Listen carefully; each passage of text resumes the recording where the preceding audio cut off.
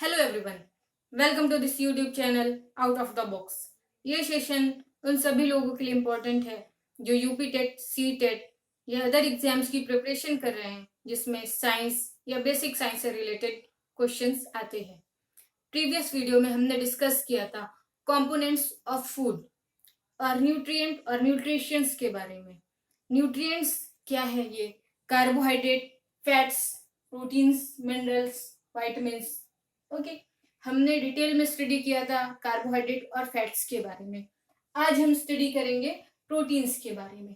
हमें प्रोटीन्स के बारे में बेसिक सी बात पता हो गई थी कि ये हमारी बॉडी की ग्रोथ में हेल्प करता है और हमारी बॉडी की सेल्स और टिश्यू की रिपेयर और रिजनरेशन में भी हेल्प करता है। और इन्हें जिन सोर्सेज से प्रोटीन मिलते हैं उन्हें बॉडी बिल्डिंग फूड कहते हैं। तो आइए इसके बारे में फर्दर डिस्कस करते हैं।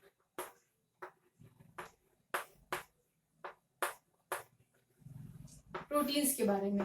प्रोटीन्स बने होते हैं अमीनो एसिड्स से। Proteins are made up of amino acids या amino acids. Amino acids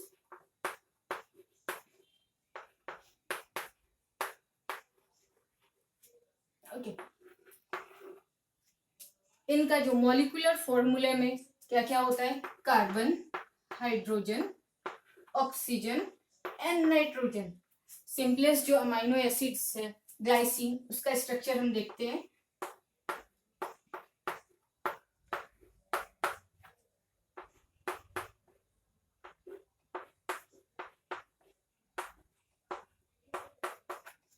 okay, ये देखिए नाइट्रोजन प्रेजेंट है इसमें। ये है glycine, the simplest amino acids. अब यहाँ पे हाइड्रोजन को रिप्लेस करके एक एल्किल ग्रुप लगा देते हैं CH3, तो ये हो जाता है एलेनिन। ओके, यहाँ पे बस ये बताने की कोशिश कर रहे हैं कि प्रोटीन्स में नाइट्रोजन प्रेजेंट होता है। ओके, अब प्रोटीन के सोर्सेज क्या क्या हैं? प्रोटीन्स हमें कहाँ कहाँ से मिलता है? प्लांट से मिलता है और एनिमल्स से भी मिलता है। जो प्लांट की क्या किस सोर्स से मिलता है?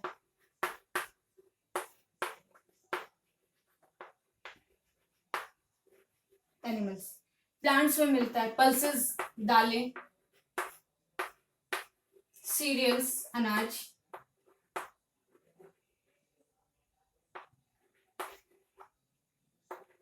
Groundnut, dry fruits,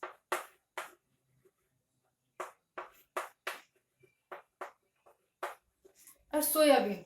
soybean plant का रिच सोर्स है प्रोटीन का। सोयाबीन रिच सोर्स है प्लांट प्रोटीन का। और एनिमल्स में कहाँ कहाँ से मिलता है? एग में प्रोटीन होता है, मिल्क में प्रोटीन होता है, मीट, फिश, पनीर, इनमें प्रोटीन होता है।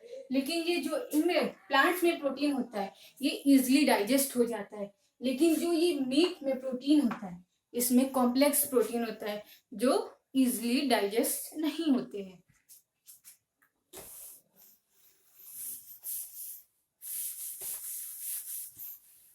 अब हम कुछ बातें प्रोटीन के बारे में देख लेते हैं। देखिए, हमारे ह्यूमन बॉडी में भी एक प्रोटीन होता है ब्लड में, हीमोग्लोबिन। हीमोग्लोबिन एक प्रोटीन है जो हमारे ब्लड में प्रेजेंट होता है, जिसकी वजह से हमारा जो ब्लड का कलर है वो रेड होता है। ठीक है, haemoglobin is responsible for the red colour of blood. ठीक है,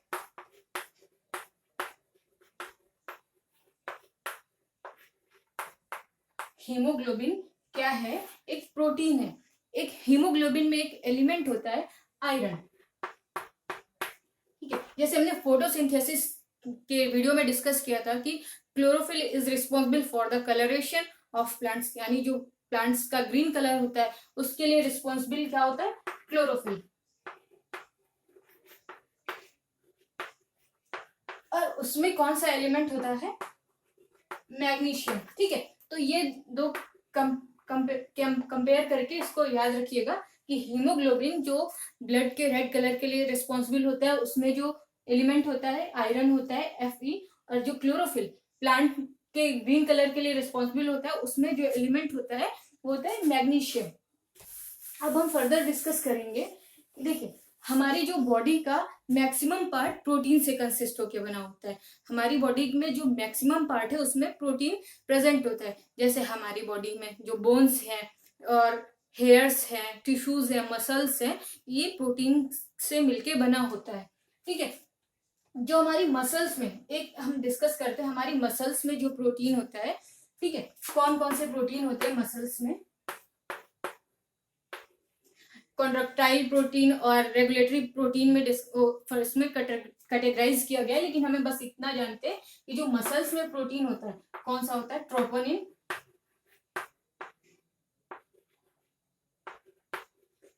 एक्टिन, मायोसिन और ट्रोपोमायोसिन।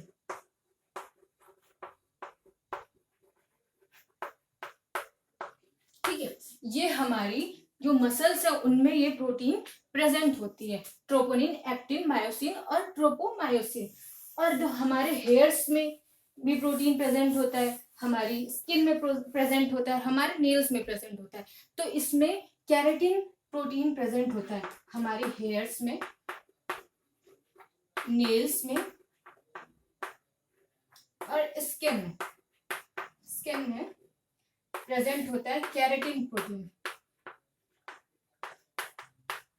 ठीक है, और स्किन में एक और प्रोटीन प्रेजेंट होता है, कोलेजन प्रोटीन। ये फाइब्रस टिश्यू में भी प्रेजेंट होता है, जैसे लिगामेंट, टेंडन, इसमें भी कोलेजन प्रोटीन प्रेजेंट होता है। अब एक क्वेश्चन आता है, most abundant protein in animal kingdom.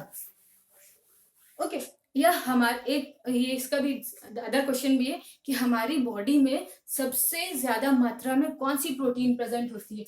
Most abundant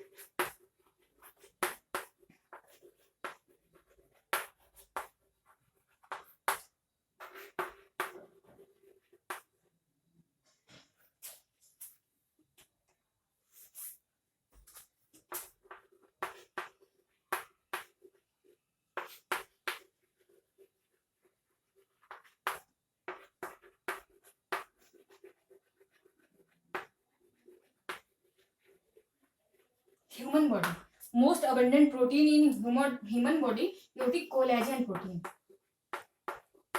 collagen protein सबसे ज्यादा मात्रा में ह्यूमन बॉडी में प्रेजेंट होती है।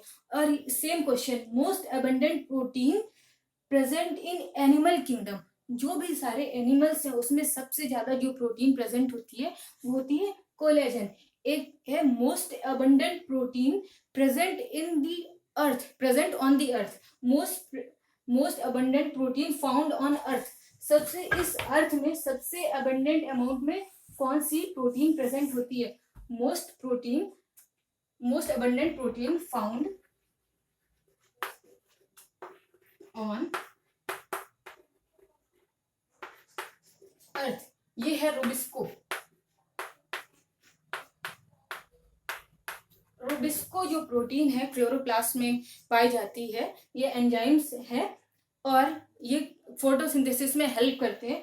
ये most abundant protein found on earth, ये हमारे अर्थ में सबसे ज्यादा मात्रा में पाई जाने वाली प्रोटीन है। इसका ये फुल फॉर्म देख लेते हैं रूबिस्को का। राइबोलोज bisphosphate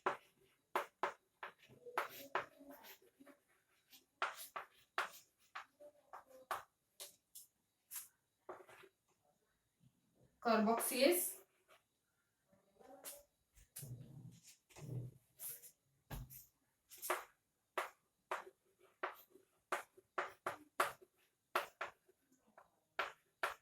oxygenase.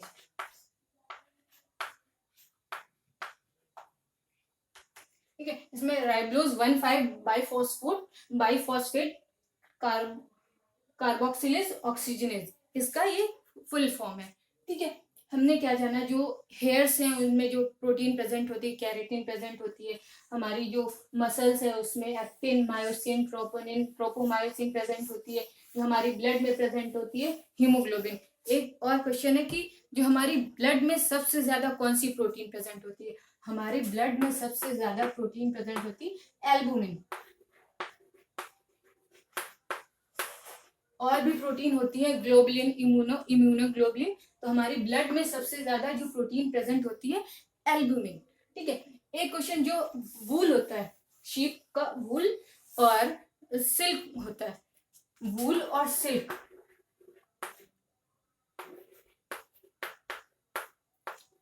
These are also protein, ये दोनों भी प्रोटीन होती है।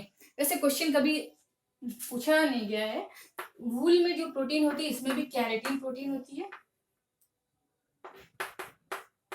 और जो सिल्क में प्रोटीन होती है फाइब्रिन।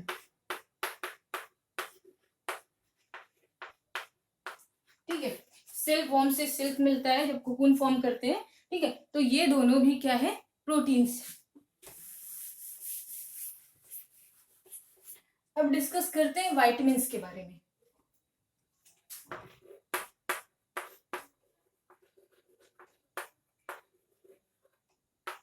वाइटामिन्स हमारी बॉडी में बहुत ही स्मॉल क्वांटिटी में रिक्वायर होते हैं, इनकी आवश्यकता बहुत ही स्मॉल क्वांटिटी में होती है। इनका जो मेजर फंक्शन है, वाइटामिन्स का मेजर फंक्शन है, ये हमारी बॉडी को हेल्प करते हैं एनर्जी रिलीज करने की, जो हमें कार्बोहाइड्रेट, प्रोटीन और फैट से मिलती है। एक बार फिर सुनिए, हमें जो एनर्जी मिलती है कार्बोहाइड्रेट से, फैट से, और जो प्रोटीन से एनर्जी मिलती है, उसको रिलीज करने के लिए वाइटामिन्स हेल्प करते हैं।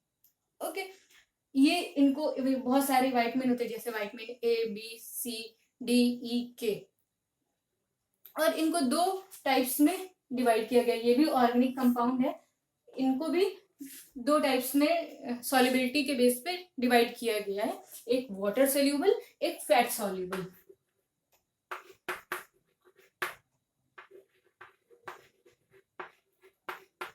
फैट सोल्यूबल जो फैट में डिसॉल्व हो जाते हैं, और वाटर सोल्यूबल जो वाटर में।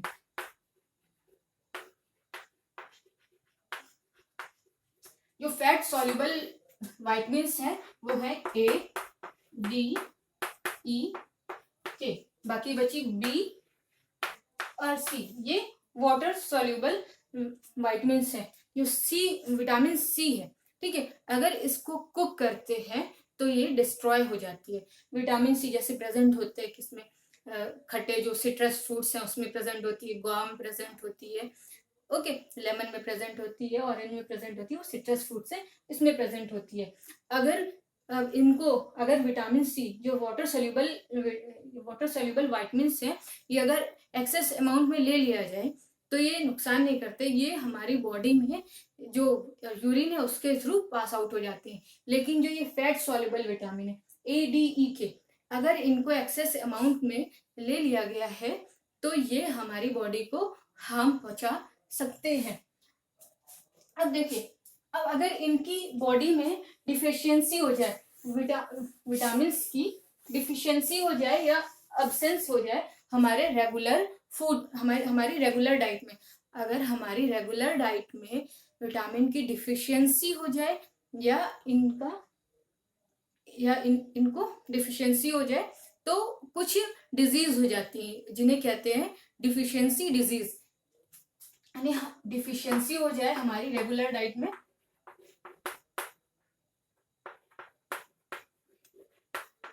या अब्सेंट नहीं मिल पा रहा है फूड के द्वारा,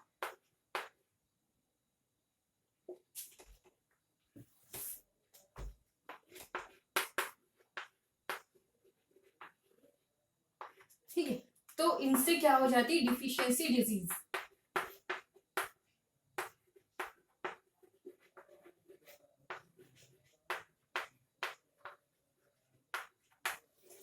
ठीक है, डिफिशियंसी डिजीज क्या होती है, जैसे विटामिन ए से नाइट ब्लाइंडनेस हो जाती है, विटामिन B1 से बेरी विटामिन B2 से स्किन डिसऑर्डर हो जाता है, विटामिन B12 की डिफिशियंसी से एनीमिया हो जाता है, विटामिन C की कमी से स्कर्वी हो जाता है, विटामिन D से हो जाता है रिकेट्स हो जाता है। ओके, विटामिन E की कमी से रिप्रोडक्टिव प्रॉब्लम आ जाती है, विटामिन K से हेमोरेज, ब्लड क्लॉटिंग नहीं होती है। ठीक है, इनके बारे में हम फिर बाद में भी डिस्कस करेंगे। और विटामिन A और विटामिन B के क्या नाम है, जैसे विटामिन C का एस्कॉर्बिक एसिड से, ये नॉर्मली पता होगा, ऐसे सारे विटामिन के नाम हैं, इनके बारे में हम डिटेल में बाद में डिस्कस करेंगे। ओके, तो ये हम जानेंगे विटामिन के बारे में। अब डिस्कस करते हैं मिनरल्स के बारे में। और हाँ, विटामिन के क्या फंक्शन है, विटामिन हमारी बॉडी को बहुत सारे डिजीज से बचाती है। ओके, जो मिनरल्स क्या करते हैं,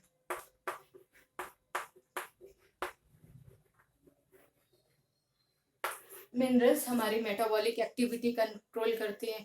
ये मिनरल्स कौन से होते हैं, जैसे iron, calcium, iodine, sodium, potassium, ठीक है, फॉस्फोरस, और ठीक है, ये सारे क्या है, मिनरल्स होते हैं। इन सबके डिफरेंट डिफरेंट फंक्शन होते हैं। जैसे आयरन प्रेजेंट होता है हीमोग्लोबिन में, कैल्शियम हेल्प करता है ब्लड क्लॉटिंग में, आयोडीन प्रेजेंट होता है जो हमारी थायराइड ग्लैंड है उसके नॉर्मल मेंटेनेंस के लिए होता है।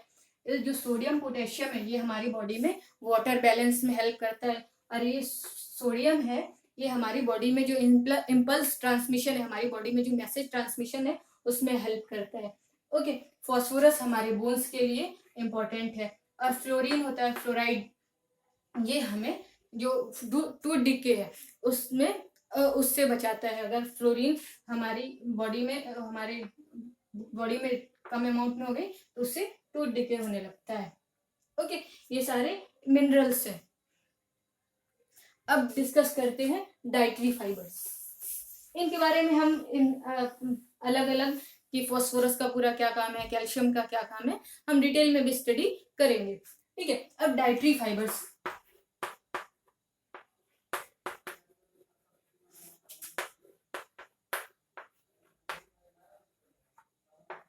डाइटरी फाइबर्स या रफेज। ओके, डाइटरी फाइबर्स क्या करते हैं, हमारी जो एक्सक्रीटा है, हमारा ह्यूमन फिसीज है, उसको सॉलिडिफाई और अडहेयर करने में हेल्प करते हैं। ठीक है, यानी जो हमारा फूड है डाइजेस्ट होता है, फिर हमारी बॉडी से एक्सक्रीट होना होता है, तो जो एक्सक्रीटा है उसको सॉलिडिफाई करते हैं डाइटरी फाइबर्स, और हमें इनडाइजेशन और कॉन्स्टिपेशन से भी बचाते हैं। और जो बॉल मूवमेंट है उसको भी रेगुलेट करता है, जिससे आसानी से स्टूल है, जो फिसीज है, वो निकल सके। ओके, ये है डाइटरी फाइबर्स। ये डाइटरी फाइबर प्रेजेंट किस में होते हैं, होल ग्रेन फूड्स हैं उसमें प्रेजेंट होते हैं, फ्रूट्स में प्रेजेंट होते हैं, वेजिटेबल्स में प्रेजेंट होते हैं। देखिए, जैसे जूस, फ्रूट्स के जूस बनाते हैं, जूस अगर निकाल ले उसके बाद जो भी मटेरियल बचता है वो क्या है, डाइटरी फाइबर्स है। और जैसे आटा छानते हैं उसके पास जो चोकर बचती है वो भी डाइटरी फाइबर्स है। इसीलिए हमें बहुत महीन आटा नहीं खाना चाहिए, या फिर आटा छानना भी नहीं चाहिए, वो हमारे लिए ज्यादा बेनिफिशियल होता है, ज्यादा यूजफुल होता है। ओके, जो वेजिटेबल्स हैं उनसे हमें डाइटरी फाइबर्स मिलते हैं, इनसे न्यूट्रिएंट नहीं मिलते लेकिन हमारी बॉडी के लिए बहुत इसेंशियल है। ओके, अब डिस्कस करते हैं वाटर के बारे में। वाटर हमारी बॉडी का लगभग 70% जो पार्ट्स है, हमारी बॉडी का 70% वाटर से मिलके बना होता है। वाटर के क्या क्या फंक्शन है, वाटर का जो मेजर फंक्शन है ये हमारी बॉडी के न्यूट्रिएंट को एब्जॉर्ब करने में हेल्प करता है। क्या करता है, हमारी बॉडी के जो न्यूट्रिएंट्स है उनको एब्जॉर्ब करने में हेल्प करता है। सेकंड क्या है, जो न्यूट्रिएंट्स है उसको डिफरेंट पार्ट्स तक ट्रांसपोर्ट लोकेट करने में भी हेल्प करता है। ओके, ये वाटर के काम है। और water act as solvent, I act as a solvent. ठीक है, तो ये सारे इनके काम है। Carbohydrate, fats, proteins, vitamins, minerals, dietary fibres और वाटर। ठीक है, आई होप आपको समझ में आया होगा। और इसके बारे में जो डिफिशियंसी डिजीज है, हम विटामिन्स के हम बाद में डिस्कस करेंगे। ये जैसे मिनरल्स है, मिनरल्स में आयोडीन है, उसकी कमी से हो जाता है ग्वाइटर। ओके, अब हम नेक्स्ट वीडियो में नेक्स्ट टॉपिक डिस्कस करेंगे।